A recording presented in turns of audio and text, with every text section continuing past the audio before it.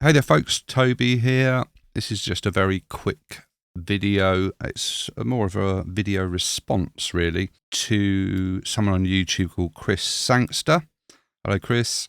He did a technique where he was linking the same parameter in multiple plugins on multiple tracks using the environment in Logic.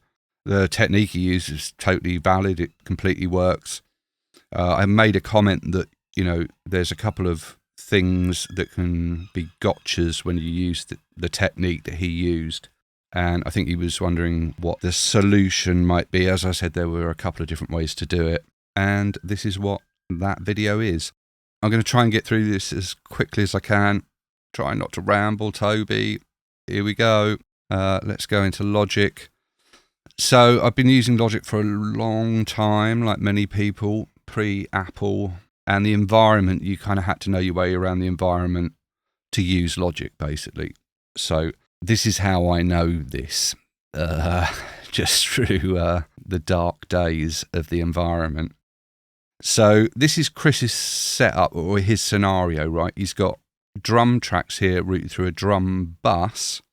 He wants to filter the drums, but the problem is he's got reverb sends on the actual channels. So when he filters the drum bus, the actual reverb sends don't get filtered because they're pre this filtered channel, as it were. Now that sounds a bit like this. So you filter the drum bus, but your reverb sends are unfiltered and it doesn't sound good. So we need to kind of rectify this, and to do this, what he did is he put the kind of filters on all of the different channels, and then he MIDI learnt the parameter on the first plugin and then tried to transfer it to the other plugins. Now you might say, why don't you, or actually this came up in his video, why don't you just put the reverb send on the drum bus? Well, you can see these sends are all at different values, and you might have things set up in an intricate way. So doing it from the drum bus might not work. So what he did is to learn this parameter with MIDI, because he wants to do it from a MIDI controller, wants to write the data in manually. So you do a learn, twiddle your plugin parameter, twiddle your MIDI fader, turn off learn mode, and now I'm moving a MIDI fader and it's doing the filter, okay? Now, to get this to transfer to the other channels, he went into the environment. The environment. These are the channels we're going to be dealing with. I'm just going to move these down here and put them in the right order so this is easier to see. So what he did is he kind of daisy chained these channels together so that when he moved his MIDI slider, you can see here that all of the filters are now working together. And this is because it's taking the MIDI learn data and sending it into this channel, which is in turn pumping it into these two other channels, right? The environment kind of sees MIDI data coming into Logic through clicks and ports, and it also sees automation data coming from an automation lane, right? This is quite good to understand. If I move this plugin parameter by hand, you can see that only the first one here is moving. That's because this is not being transmitted in the environment. If I move the same parameter here on the automation lane, you can see it's moving all three. And it's also moving all three if I move my MIDI controller. Okay, so if you're moving it here and you don't see this working, don't get upset by that, because that's just how it is. Now, the problem with this method is that these channel strips are actually sending out stuff in the background, right? So let's say I move my hats down here, it's at the end of the daisy chain. But if I touch my kick fader, you can see this is being reset. And that is because this channel strip, it's saying you're moving the volume control, and that is coming out of this cable into this one and then into this one. And same with pan. And, you know, he's got all these bus sends set up at different levels. If I move bus send on the kick channel, they all click to the same value. So this is what we want to get rid of. This is the pitfall of the technique, really. So here's how we're going to solve this. What we're going to do is we're going to create a monitor, and I'm going to plug my kick into here. Now you can see when I move the volume control that we're getting a message coming out of this fader. This is what was being transmitted to these other channels. And this is like a fader message. The second column is the ID of where it's coming from. And ID 1 or number 1 is the actual channel strip itself. So volume, pan, bus sends all have an ID of 1 because they belong to the fundamental channel strip. Now, plug-in slot 1, if I move this, has an ID of 2. Okay, so that's a specific address of slot 1. So slot 2 or plug-in slot 2 would have an ID of 3, and so on and so forth. So you can target different parameters in different slots or different plugins very specifically.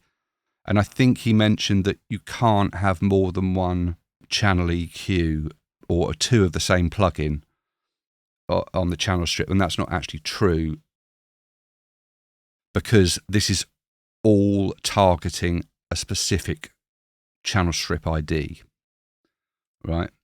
Even when you're using MIDI Learn, you move the plugin parameter, you jiggle the MIDI fader, and it says, right, you're targeting a plugin on slot 1.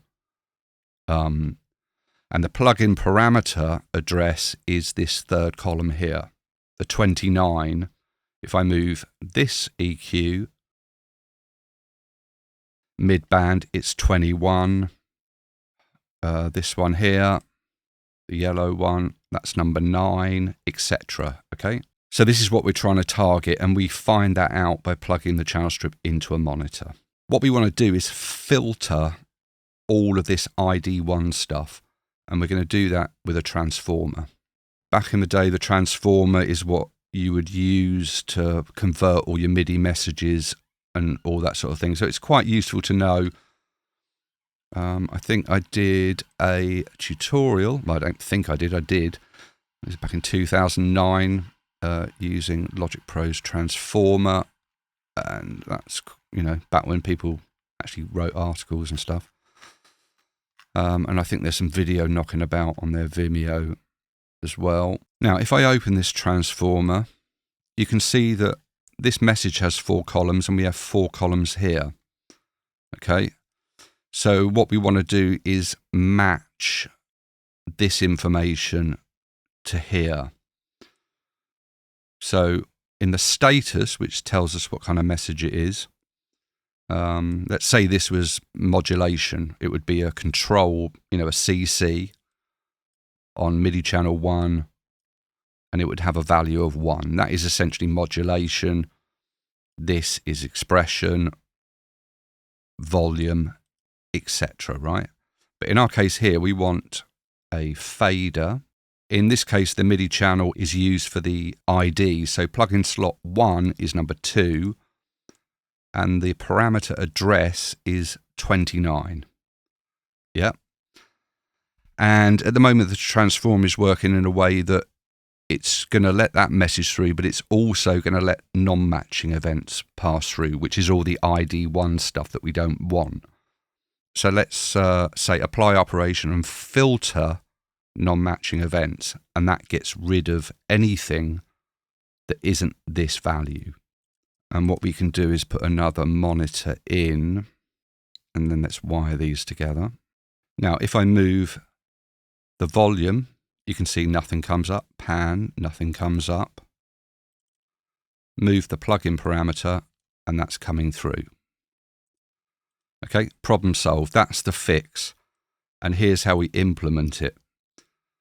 Our kick information or our plugin information is coming out through this transformer, and then all we have to do is plug it into our other channels. So now when I move my MIDI fader, all of them are moving, but when I move my volume and pan, these are all independent now, and that's what we want. So that is essentially the fix of how you do this. You're just filtering the events using a transformer. So we should probably hear what this sounds like now. Let's play this back. You can hear our reverb is being filtered.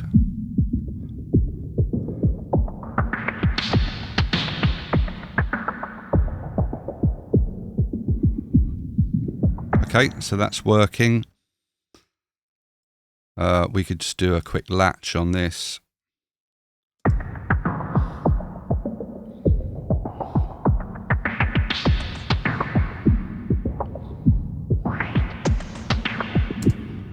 And there you go, problem solved. Now, if you haven't got a hardware fader, you can just omit the MIDI learn section of this and just hook this up like it was in the environment, and just draw, draw it in with a pen or whatever, however you do it. Yeah. Now, sometimes I don't like doing the MIDI learn because I'm moving my MIDI fader at the moment, and you can see up here nothing's coming in, and that's because the learn has kind of overridden modulation now, which I find to be a bit of a pain, and that's why I don't really use MIDI learn in this way very often, just because it kind of makes your mod wheel disappear. So I'm going to get rid of this, and now you can see my mod wheel is back up at the top here. And now I'll show you a way you can do it without MIDI learn. Okay, so we got this. Let's go get our environment again. Let's just keep this intact. I'm going to create a fader here. I'm going to have this fader be controlled by MIDI modulation. It's going to output MIDI modulation. And what I'm going to do now is make this assignable. Now, this will mean that it will come up, or I can assign it to a track. So I could say new external MIDI track, reassign track to that fader. And I could rename this low pass filter. Okay. Now, if I arm this, go back to the environment, you can see now that I'm getting modulation in here. This is moving all on its own, well, or by the fader. So now I can use this to drive this whole scenario again, right? Or instead. So what I'm going to do is I'm going to unplug that, get rid of that cable. So you can see modulation coming in here. I'm going to go to the transformer, and now I'm going to use the transformer in the way it's kind of intended to work. I'm going to keep the apply non-matching events here. So I'm going to go to Control, MIDI channel 1. Set this to 1. That's modulation. And now what I'm going to do is fix this to our previous plugin parameter address, which was 29. So this is now converting modulation to plugin parameter, which is basically what MIDI Learn does. Okay. So that's set up. So now I just make sure this is going into the kick channel as well. And now I've got the same thing, but I haven't had to use MIDI Learn and my modulation wheel is still available. So if I go to my track here, I can now record the same thing, but this time I'm recording it in a MIDI region. Let's just turn the click off as it's really loud.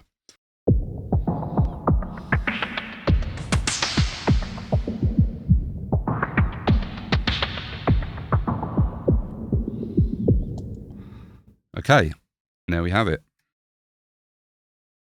So now our automation is inside of this MIDI region. And the kind of advantage of that is that you can sort of loop this and then just copy this data to come in wherever you want. So that's a nifty little sort of technique. And you can start, you can do things like turning these into LFOs and stuff like that. Let's say we just went in here and just did, let's say 2 bars of this or something like that.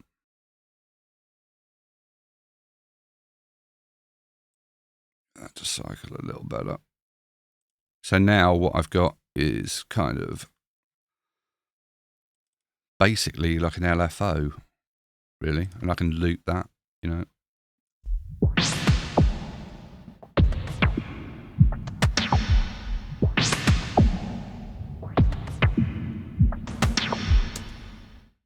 And you can see that that's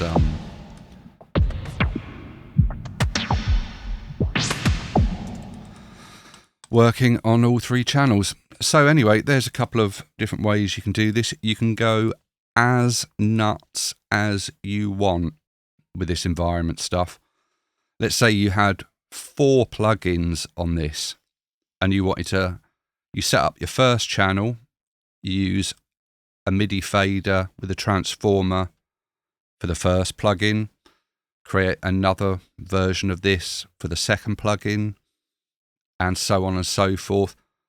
Get all the addresses right, copy the plugins to the other channels, and you can control multiple parameters on multiple plugins over multiple channels.